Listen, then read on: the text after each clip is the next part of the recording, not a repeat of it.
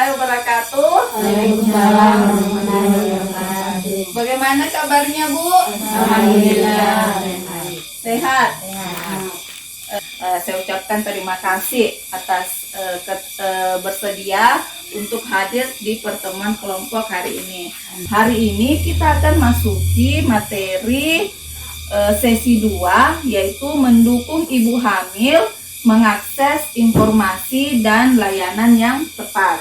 Tapi sebelum kita melangkah ke sana, mungkin sedikit kita akan bincang-bincang atau mengulangi materi yang kemarin ya. Boleh ya, Bu? Boleh. Sekalian, sekarang saya minta kepada ibu-ibu untuk buka dulu form komitmennya yang kemarin sempat ibu-ibu buat ya. Kemarin bulan lalu apa yang kita pelajari? Stunting ya? Iya. Apa itu stunting? Stunting adalah tidak sesuai tinggi badan anak dengan usianya. Ya, jadi apa tadi Bu Sunarti? Stunting adalah tidak sesuai tinggi pertumbuhan badan anak dengan usianya. Oh iya, makasih. Ada yang lainnya lagi? Ibu Nur Hidayat? Tidak sesuai tinggi badan anak dengan usianya. Oh iya, terima kasih. Nah, stunting itu adalah pertumbuhan anak atau tinggi anak tidak sesuai dengan seusianya. Nah, stunting itu ada dua penyebabnya. Yang pertama ada penyebabnya tidak langsung dan yang kedua ada penyebabnya langsung. Penyebab stunting yang langsung itu seperti tidak terjaganya gizi makanan sejak hamil hingga melahirkan ya. Bahkan sejak dia hamil hingga anaknya berusia 2 tahun. Dan yang kedua adalah tidak pernah melakukan imunisasi. Nah, itu juga bisa memberikan pengaruh sehingga anaknya itu kena yang namanya stunting ya. Nah, yang kedua itu adalah tidak langsung. Nah, tidak langsung ini penyebabnya adalah kurangnya stimulus kepada si anak. Sekarang apakah ibu-ibu sudah menerapkan janji diri yang ibu-ibu kemarin sudah tulis bulan lalu? Sudah ya. Ada hambatannya Bu dalam menerapkan itu? Sejauh ini tidak ada. Alhamdulillah. Akan menjelaskan tujuan dari pembelajaran kita hari ini ya. Tujuan pembelajaran kita hari ini adalah ibu-ibu mampu memahami bahwa betapa pentingnya dukungan keluarga dan masyarakat terhadap ibu hamil ya. Kemudian yang kedua adalah ibu tahu bagaimana caranya mencari informasi yang tepat untuk memberikan dukungan kepada ibu hamil. Itu yang kedua, tujuan keduanya ya. Yang ketiga, diharapkan ibu-ibu setelah selesai menerima materi ini, ibu-ibu tahu bagaimana caranya menyeleksi informasi yang benar dengan yang tidak. Buat yel-yel ya, kalau saya bilang ibu hamil ya, kalau saya bilang ibu hamil, ibu-ibu harus bilang mari kita berikan dukungan. 1, 2, 3. Ibu hamil, Mari kita berikan dukungan. Oke, kepada ibu-ibu sekalian, apakah ada di antara anggota keluarga yang sedang hamil? Ada. Ada. Seperti apa dukungan yang kita kasih kepada anak tak? Saya suka sarankan minum obat yang dari bidan. Baiklah ibu-ibu sekalian, saya akan bagi 2 kelompok ya. 2 kelompok. Jadi kelompok itu akan membahas tentang apa yang dilakukan ketika ada anggota keluarga yang sedang hamil ya. Kemudian kelompok kedua, apa yang dilakukan ketika ada ibu hamil di masyarakat ya. Sedikit waktu 2 menit untuk mendiskusikan itu.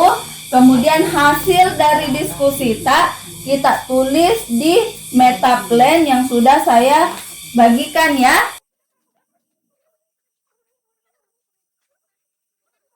Dari kelompok 1 siapa yang wakili? Ibu Nur Hidayat. Lagi silakan sini Bu Nur Hidayat.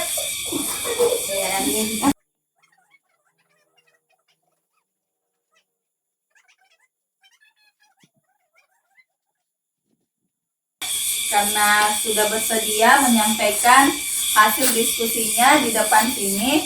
Nah, sekarang saya ingin menggali lebih jauh tentang yang tadi ibu-ibu sampaikan ke depan itu, ya. Masih ada yang perlu ditambahkan? Saya ingin menyampaikan kata kunci, ya.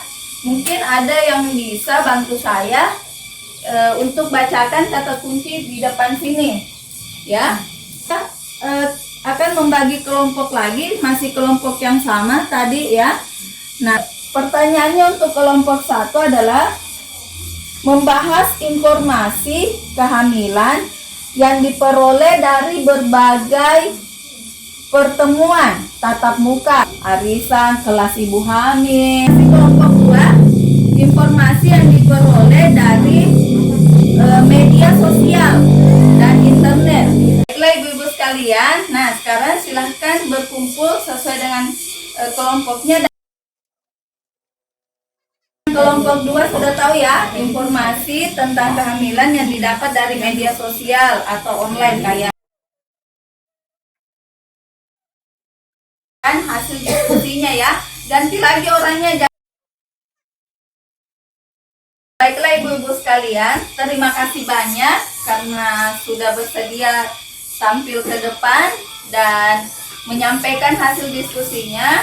Nah, saya akan bertanya sedikit tentang informasi-informasi yang kita berikan, hanya untuk menggali informasi-informasi itu, ya. Pesan kuncinya, Dapat beberapa pertemuan yang dapat dihadiri oleh ibu hamil dan anggota keluarga untuk mendapatkan informasi yang tepat terkait ibu hamil, yaitu dari posyandu kelas ibu hamil kelas P2K2. Bu, kita akan bermain benar dan salah. Nanti saya akan bacakan 3 pernyataan. Nanti ibu-ibu memilih, kalau itu betul itu pernyataan, ibu harus masuk ke ruang benar, ya. Kalau pernyataan itu yang ibu-ibu anggap itu salah, ibu harus masuk ke ruang salah. Ini Bu, ini anggap saja ini ruang benar. Ini ruang, Bu, anggap saja ini ruang salah, ya. Ini ruang benar. Apa yang kedua, ibu hamil bisa melakukan hubungan intim. Benar atau salah? Setuju atau tidak? Setuju. Menjawab, ya. Ada yang pilih benar, ada yang pilih salah, ya. Nah, sekarang saya mau minta alasan kenapa kita pilih benar yang pernyataan pertama.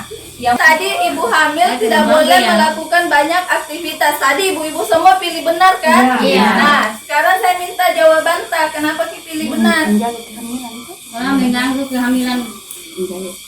Ya. Karena mengganggu kehamilan, resiko kehamilan. Oh ya, jadi bisa mengganggu resiko kehamilannya kalau terlalu banyak beraktivitas. Ibu, terima kasih banyak karena sudah bersedia menjelaskan alasan-alasan.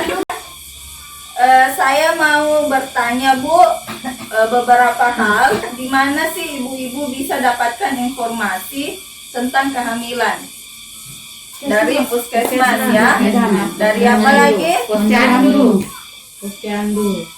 Dari apakah ibu-ibu biasa mendengar mitos itu adalah sesuatu yang dipercayai orang dulu, tapi tidak terbukti secara ilmiah? Apakah ibu-ibu pernah mendapatkan berita-berita seperti itu? Tidak, ya. Oke.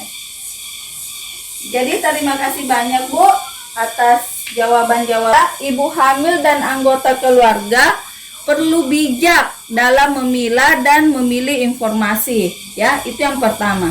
Jadi kita memang harus memilah. Tidak semua informasi yang kita dapatkan itu harus diterima, ya. Karena ada yang namanya berita menyesatkan, ada yang berita bagus, ya. Jadi harus dulu dikoreksi sumber beritanya. Kemudian yang kedua, beberapa sumber informasi sudah dimiliki ibu hamil, misalnya buku KIA. Jadi nanti ibu-ibu bisa buka buku KIA-nya ya. Di situ ada tentang ibu hamil, ya. Kemudian untuk memastikan informasi tepat atau tidak dapat bertanya pada saat mengikuti posyandu dan kelas ibu hamil. Kertas janji diri sama di metaplannya ya. Ibu-ibu tulis ya, minta tolong tulis janji diri. Nanti janji dirinya dikumpul sama saya ya. Ya, metaplannya boleh dibawa pulang.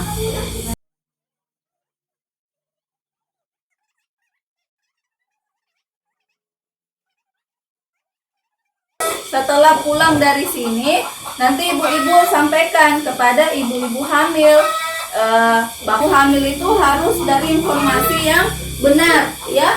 Contohnya kayak dari pemerintah, tenaga kesehatan atau tenaga kesos.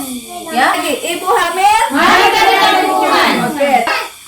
Jadi saya ucapkan terima kasih banyak Bu atas kesediaannya ibu-ibu bisa hadir di pertemuan ini. Dan saya ingatkan lagi, setelah pulang dari sini tolong terapkan janji diri yang sudah kita buat ya. Warahmatullahi wabarakatuh.